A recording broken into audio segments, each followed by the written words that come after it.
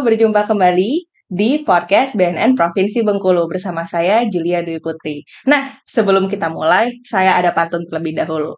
Jalan-jalan dengan Susi, pulangnya membeli bolu. Senang hati di sini ada Ketua Perbasi bermain ke BNN Provinsi Bengkulu. Halo Bang Reza. Halo, keren. Gimana perjalanannya? Lumayan jauh nggak? Enggak deket kok. Oh, Kan dekat. rumah saya deket sini. Oh, gitu. Iya, aman. Ada kali setengah jam. Oh, enggak kan? Oh, 5 menit nggak nyampe. Oh, oke. Bang, kayaknya saya nggak terlalu kelihatan Sini mukanya. posisi. Oke. Nah, gitu. Lebih enak. Bang Reza, tadi saya mau lebih cerita santai aja ke Bang Reza. Boleh. Mau tanya dong, Bang. Boleh perkenalan diri dulu, Bang Reza ini siapa? Oke.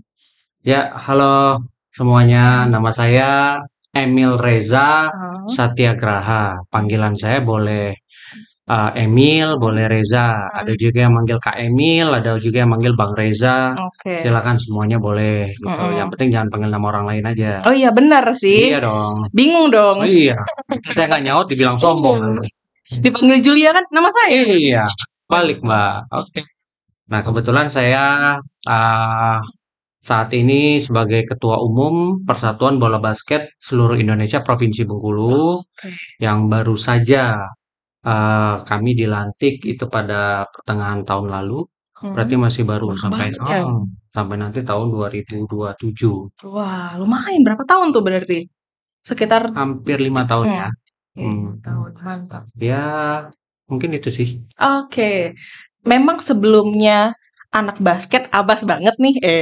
Atau kenapa nih kok bisa tiba-tiba jadi Perbasi gitu loh, Bang? Ya, pasti sebelumnya memang anak basket. Widih. Dari SMP udah olahraganya memang basket Basket banget. banget. Oh. Sampai SMA, sampai kuliah, sampai Hmm. kemanapun deh pokoknya. Hmm. Meskipun main olahraga lain juga ya, Ya. bulu tangkis main, Oke. pingpong main. Wih, Tapi anaknya memang atlet banget nih. banget. Terus, tapi tetap yang difokusin ke basket sih. Oke. Iya. Udah berarti dari SMP, SMA, kuliah, basket juga? Basket juga. Pokoknya main basket itu mulai dari SMP mungkin sekitar tahun 96 ya. Wah, saya aja baru lahir, Bang. Nah, 96 itu saya kelas 1 SMP. Oh, Nah, di situ kenal basket. Ya, kebetulan momennya kan Michael Jordan lagi oh ya, lagi booming kan waktu dianggap itu. dewa kasar. Jadi akhirnya ya udah main basket sampai sekarang. Hmm. Sekarang pun masih rutin main Sekarang basket. juga masih tetap. Masih. Wah, keren, mantap. Iya. Nggak ada ngos-ngosan gitu, Bang, di apa ya kalau sekarang? Beda memang. Oh, Kalau zaman sampai kuliah dulu memang tiap masih hari gitu. main masih kuat. Kalau sekarang paling seminggu paling banyak 3 kali, 2 kali juga udah cukup. Paling main cuma sejam atau 2 jam udah. Udah. Yang penting Itu olahraga aja sih. udah lama 1-2 jam itu, Bang. Lumayan sih. Oke. Dari kuliah nih, tiba-tiba jadi ketua Perbasi. Itu gimana ceritanya nih, Bang? Saya memang dari kecil, dari SMP senang berorganisasi. SMP ikut OSIS, SMA ikut Paskibra, Widih. kemudian jadi ikut-ikut ngurus OSIS juga. Wah. Pas kuliah pun ikut organisasi kemahasiswaan. Terus saya sempat kuliah lagi di luar pun saya ikut organisasi mahasiswa Indonesia dan sebagainya. Selalu ikut organisasi. Pulang-pulang saya stay di Jakarta memang, menikah, tapi kemudian ada perintah lah dari orang tua untuk kembali, ya saya kembali. Oke. Pas kembali teman-teman basket pada ngumpul karena Perbasi pada waktu sekitar tahun 2014-an itu, saya datang ke Bengkulu kan 2014 akhir ya. Itu ternyata mati katanya. Kepengurusan basket itu mati di Bengkulu. Udah sekian tahun katanya, sekitar 15 tahunan mati. Ya saya sama teman-teman diskusi gimana kita hidupkan lagi. Nah, 2015 akhirnya kita coba hidupkan lagi kepengurusan basket ini di Bengkulu. Terpilih waktu itu Pak Ridwan Nurazi. Nah, Perdana nih. perdana. Ketua Perdana Perbasi. Pak Ridwan setelah sekian tahun. Nah, 2 periode Pak Ridwan, baru saya sekarang jadi ketua umumnya. Oh, baru dari 2014 berarti ya? 2014 sebenarnya udah jadi pengurus Perbasi, tapi saya hanya ketua harian waktu itu. Kemudian 2023 kemarin Pak Ridwan sudah tidak bisa mencalonkan lagi, akhirnya saya ikut maju dan alhamdulillah secara aklamasi terpilih sebagai ketua umum Perbasi Oh, selanjutnya oke. gitu. Oke. Gitu. Nah, secara garis besar nih Bang, apakah ada perubahan ya visi misinya dari zaman dulu sampai ke sekarang? Ya, yang jelas kalau ditanya perubahan mungkin boleh dilihat atau ditanya Hmm? sama anak-anak basket yang lain. Yang jelas yang saya tahu, dulu Bengkulu ini cukup kuat, Hmm, cukup terkenal dalam hal basket. basket di dunia nasional. Dulu Bengkulu ternyata adalah salah satu, bukan salah satu, justru provinsi yang pertama itu mengirimkan klub profesionalnya ke Liga Nasional, yang levelnya Oh, udah profesional dan nasional ya. Itu Bengkulu dia di seluruh provinsi di Sumatera. Tahun 96 itu terakhir. wah. Kemudian hilang. Hmm, Tidak pernah ada lagi karena memang pengurus Perbasi nggak ada dan hmm, kita basket kita jatuh. Karena hmm, memang kita level nasional tidak pernah ikut lagi. hmm. Nah, alhamdulillah di kepengurusan kami sampai kemarin 2023 kita ikut selalu event-event Tiap nasional kita tahunnya ikut ikut. terus. Iya, dan alhamdulillah dua kali berturut-turut anak Bengkulu ada yang terpilih jadi pemain nasional. Masya Iya, Allah, kemarin keren juga ya. mewakili Indonesia di liga di Cina.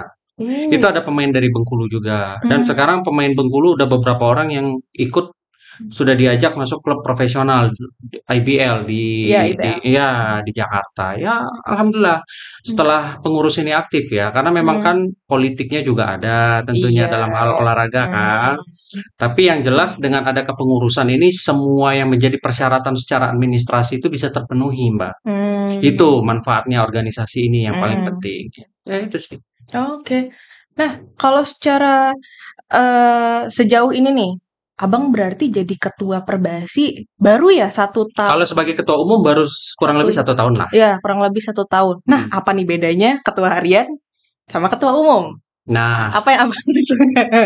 jujur kalau di posisi saya kemarin sebenarnya Hmm, tidak terlalu banyak berbeda karena hmm, memang ketua umum pada waktu itu Pak Ridwan Nurazi, beliau kan selain beliau adalah rektor UNIP, beliau hmm, juga kan terakhir-terakhirnya sebagai komisaris utama Bank Bengkulu. hmm, Nah, beliau itu sebenarnya memberikan saya kuasa penuh ya, untuk menjalankan teknis organisasi. Tapi memang kalau dulu kebijakan-kebijakan saya tidak bisa ambil karena hmm, memang harus melalui persetujuan Pak iya Ridwan betul. sebagai ketua umum. Nah, kalau sekarang justru malah semua keputusan itu larinya ke saya dulu. Ah, itu. Jadi mau ngapain, Ya, mau seperti apa, polanya bagaimana, ya pasti ke saya dulu. oh, Tapi saya juga memang polanya tidak pernah memutuskan sendiri. Pasti saya panggil semuanya hmm, sampai ke koordinator-koordinator bidang terkait. hmm, Seperti apa baiknya, hmm. secara bersama-sama kita putusin. Kalau saya selalu begitu sih. Oke. Jadi secara garis besar sama aja Ya ketua beda-beda harian tipis. Yang sama jelas ketua umum. sekarang target saya itu gimana caranya event basket itu sebanyak-banyaknya Ada di kita ya. ada di Bengkulu. Betul. Betul. Oke, oke. Nah, sama ini nih Bang, saya cukup tertarik nih. Hmm, Eh, katanya tadi kan pemilihan ketuanya dipilih ya? ya dipilih. Ah, kenapa Abang bersedia? Pasti ada Ya. ini dong pertimbangannya. Nah, kenapa nih? Kok mau bersedia nih Bang?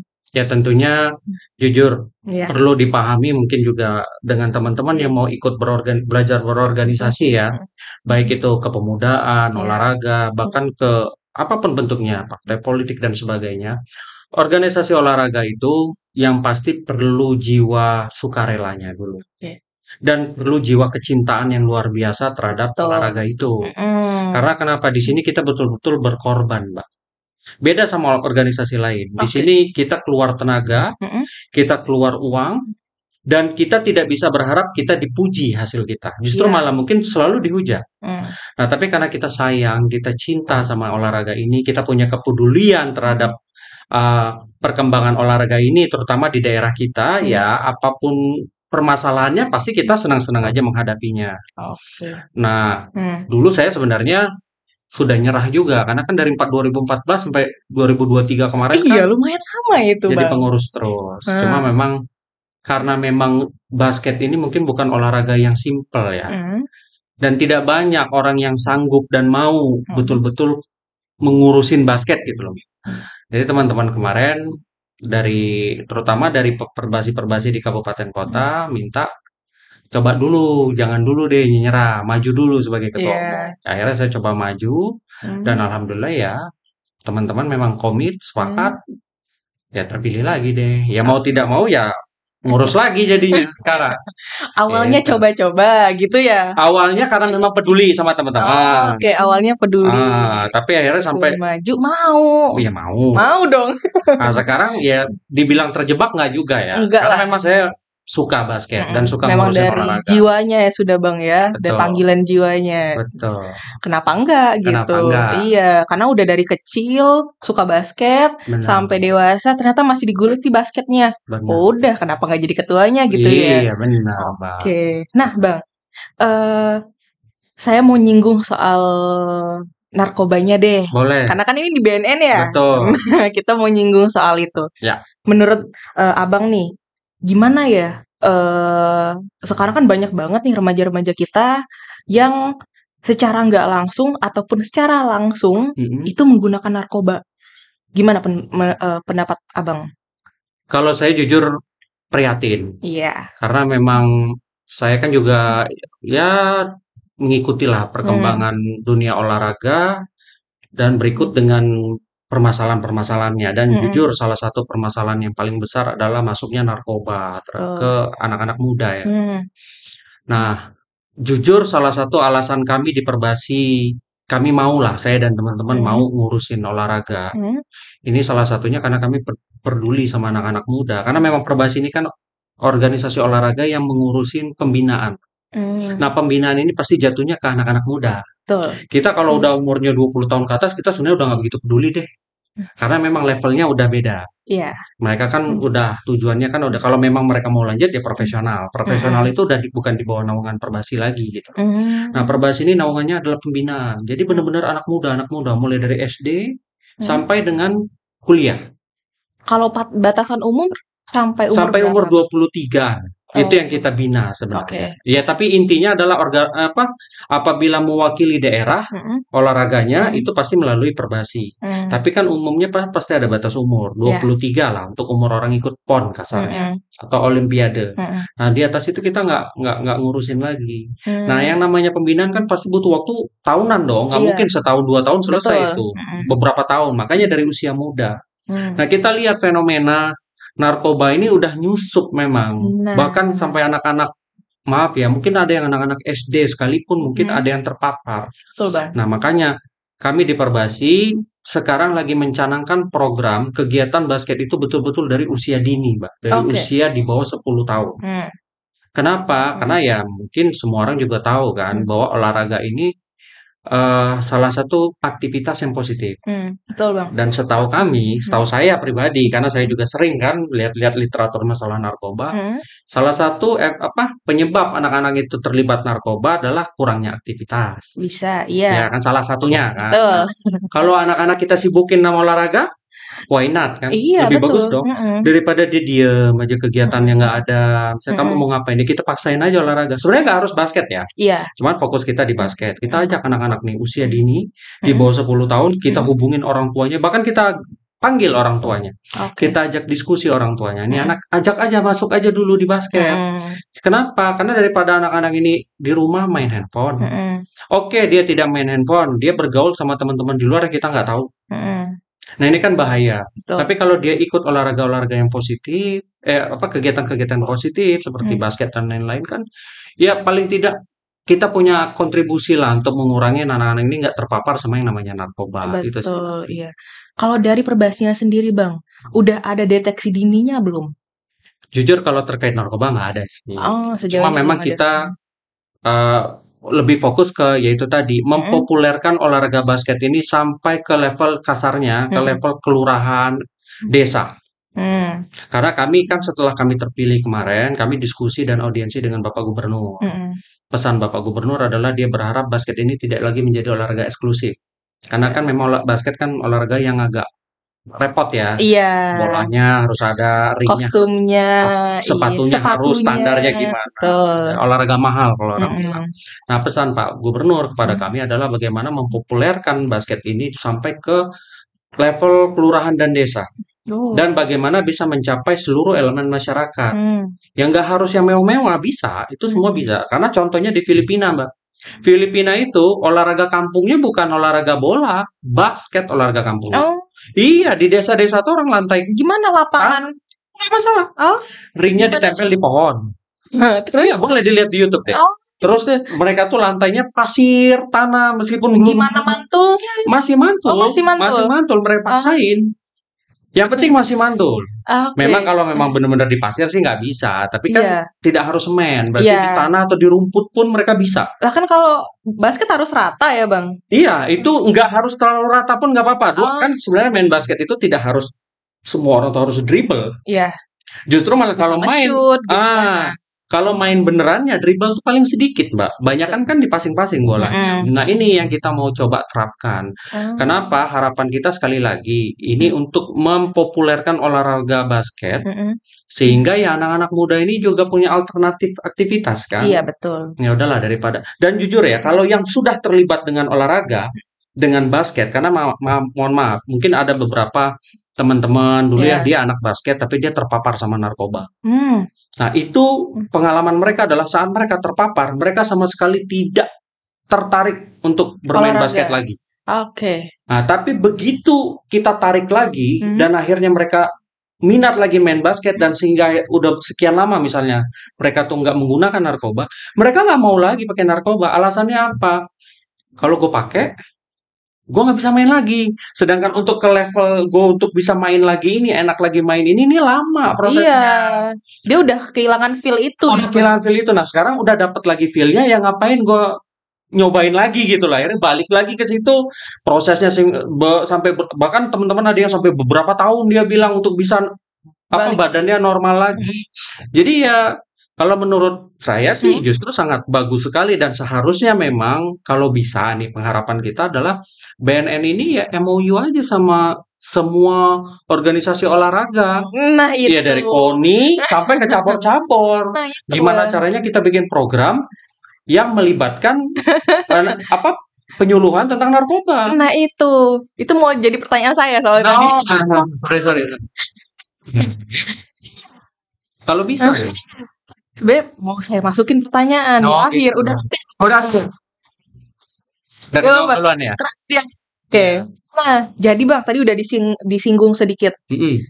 Atlet itu berarti udah udah rahasia umum. Kalau atlet bisa pakai doping juga, bisa pakai narkoba juga. Kalau saya bilang enggak kan nyatanya ada. Ya, bahkan sampai terakhir kita Porwil kemarin atlet Bengkulu yang dapat perak emas itu ternyata terbukti doping. Gitu. Iya dong. Jadi memang itu nyata. Bahkan di level internasional pun itu masih terjadi sampai saat ini. Kalau untuk doping kan setahu saya sekarang syarat untuk Olimpiade memang harus tes doping. Cuma memang yang setahu saya untuk level kita di nasional mungkin belum ya. Untuk doping, apalagi narkoba gitu loh. Kalau narkoba mungkin sudah ya, tapi kalau doping belum setahu saya. Nah, cuma kalau untuk level atlet-atlet nasional, kalau narkoba saya nggak tahu sih. Yang saya tahu adalah diskusi sama teman-teman yang memang anak-anak basket aja. Kalau di Perbasi sendiri, Bang, udah ada penanganan dininya belum soal yang tadi nih, atletnya kira-kira pakai narkoba atau enggak, ada dopingnya atau enggak? Nggak ada sih. Sejauh ini belum. Sejauh ini belum, karena memang kami masih positive thinking sama atlet-atlet kami. Ya, cuma memang kami mengharapkan akan adanya program pencegahan ya. Pencegahan dalam artian gini loh, antisipasi lah, jangan sampai narkoba ini akhirnya masuk ke dalam kegiatan basket gitu loh. Cuma kalau sampai saat ini yang kami lihat di lapangan, atlet-atlet pun sampai saat ini yang kami lihat tidak ada sih. Benar-benar yang sehat-sehat semua kalau saya lihat. Oh, gitu. Sejauh ini sehat ya Bang? Ya. Nah, kalau boleh tahu Bang, untuk latihannya sendiri itu di bawah pengawasan Perbasi atau di bawah pengawasan timnya sendiri gitu? Kan biasa ada tim sendiri ya? Nah, itu pengawasan Perbasi atau di pengawasan tim? Kalau di olahraga itu ada yang namanya level klub untuk olahraga itu. Nah, kalau Klub itu tentunya atlet-atlet itu kita kembalikan ke klub saat tidak ada event nasional. Jadi kayak Perbasi itu kan ada yang namanya kalau level dalam provinsi saja itu ada Popda namanya, Pekan Olahraga Pelajar, atau Porda, Pekan Olahraga Remaja. Nah, kalau sudah masuk ke level sana, mau ikut event itu multi cabur ya, itu udah Perbasi semua yang mengawasi. Tapi kalau levelnya misalnya ada turnamen, misal contoh di SMA 5 ada Cendana Fair, di SMA 2 ada Mahoni Cup, itu balik ke sekolah masing-masing atau klub masing-masing gitu loh. Pengawasannya seperti itu aja sih. Tapi tetap kontrolnya yang utama, standar kontrolnya tetap Perbasi yang menentukan gitu loh. Jadi masih tetap ada kontrol dari Perbasi, harus selalu ada kontrol dari Perbasi. Betul. Nah, kalau dari Abang sendiri nih, kira-kira penerapan P4GN-nya di anggota Perbasinya deh, udah ada belum Bang? P4GN itu pencegahan, pemberantasan, penyalahgunaan, dan peredaran gelap narkoba. Nah, kira-kira udah ada belum? Di anggotanya aja dulu deh. Jujur belum, Pak. Jujur belum. Tapi sekali lagi, di dalam kepengurusan kami yang sekarang, itu banyak APH. Apa tuh APH, Bang? Banyak polisi, saya bilang. Oh. Karena memang banyak polisi yang memang juga anak basket. Betul. Dan mereka memang masih muda-muda ya. Dan mereka masih bersemangat untuk berkontribusi dalam dunia basket di Bengkulu. Nah, kalau menurut saya gitu kan, dengan adanya APH pun, saya rasa sih teman-teman saya di Perbasi juga akan berpikir 100 kali Mbak untuk berpikir menggunakan gitu loh. Tapi ya setiap kami diskusi rapat pengurus, ini selalu saya infokan ke teman-teman bahwa harapan kami tetap Mbak, dengan BNN harus ada MOU. Betul. Nah, cuma karena memang kepengurusan kan masih baru kan. Iya. Jadi lambat laun lah mungkin. Iya, pelan-pelan. Mungkin ini pintu yang membuka untuk kita. Bismillahirrahmanirrahim. Tolong ya. Dibantu Ibu. Iya, setelah ini siapa tahu kan? Iya, siapa tahu kan nanti ada MOU ke depannya. Jadi BNN bisa masuk ke semua sektor. Iya dong. Termasuk ke olahraga. Betul. Gitu. Nah, ini yang tadi mau saya tanya. Kira-kira apa sih relevansinya antara Perbasi sama BNN supaya kita tuh sinergi gitu loh, Bang. Kira-kira ide apa ya yang bisa dimasukin biar BNN bisa masuk ke Perbasi, Perbasi juga bisa into ke BNN? Jadi gini, Mbak, sebenarnya ada salah satu program yang belum pernah dan sempat kami laksanakan. Namanya Jambore Basket. Dan ini untuk di Pulau Jawa ini sudah jalan dan beberapa pulau di Kalimantan lah ya. Nah, ini adalah program dari Perbasi Pusat sebenarnya. Tapi Perbasi Pusat mengharapkan setiap provinsi itu bisa mengadakan Jambore basket. Nah, Jambore Basket ini target pesertanya adalah anak-anak di bawah 12 tahun. Dan ini yang namanya Jambore berarti kan beberapa hari nih. Iya. Dia tergantung situasi. Kalau memang situasi memungkinkan anak-anak ini untuk dikumpulkan dan diinapkan dalam satu tempat, dilakukan. Sama kayak Jambore Pramuka lah gitu. Iya. Tapi kalau tidak, ya tidak apa-apa. Jadi pagi sampai ke sore, pagi sampai ke sore. Nah, di sini kemarin saya sudah diskusi sama teman-teman. Salah satu materi yang akan kami coba selipkan adalah materi narkoba, Mbak. Nah, mungkin itu salah satunya gitu loh. Dan begitu pun nanti seperti yang Mbak Julia sampaikan tadi, di Perbasi sudah ada belum untuk screening atlet-atlet ini mungkin tes narkoba. Betul. Nah, ini juga rencana kami untuk persiapan Popda ini nanti memang sudah kami diskusikan sebelum ini bahwa kita coba.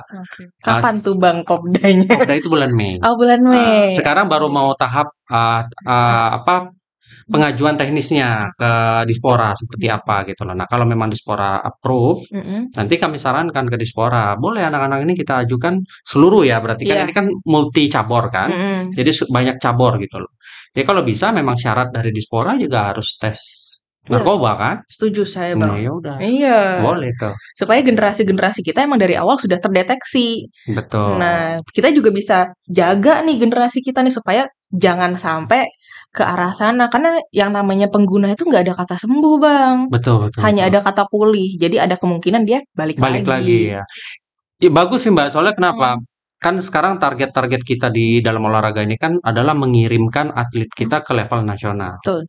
Nah, kalau nggak kita screening dari awal, takutnya nanti udah dikirim, di kita lolos nih. Iya. Dikirim, ternyata nyangkut di pusat. Karena di pusat kayaknya memang semua dites.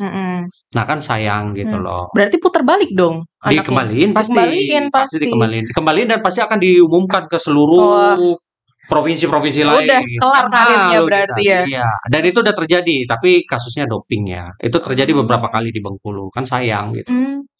Oke. Baiklah. Pertanyaan pamungkas terakhir. Boleh. Kalau boleh nih Bang, sebutkan 3 kata untuk generasi Bengkulu saat ini.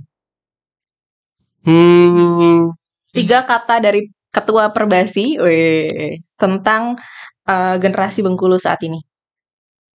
1. Kreatif. Mantap. 2. Berolahraga. 3. Berani. Oke, cakep. Nah, itu dia sobat-sobat BNN dimanapun teman-teman berada. Sekian podcast BNN Provinsi Bengkulu hari ini. Saya buka dengan pantun, saya tutup dengan pantun. Iya dong, harus. Kesepian tanpa kekasih. Cakep, gitu Bang. Oke, ulang lagi. Kesepian tanpa kekasih. Cakep. Cukup sekian dan terima kasih. Saya tutup. Wabillahi taufiq wal hidayah. Wassalamualaikum warahmatullahi wabarakatuh. Terima kasih Bang Reza. Ya, sama-sama. Terima kasih BNN. Iya.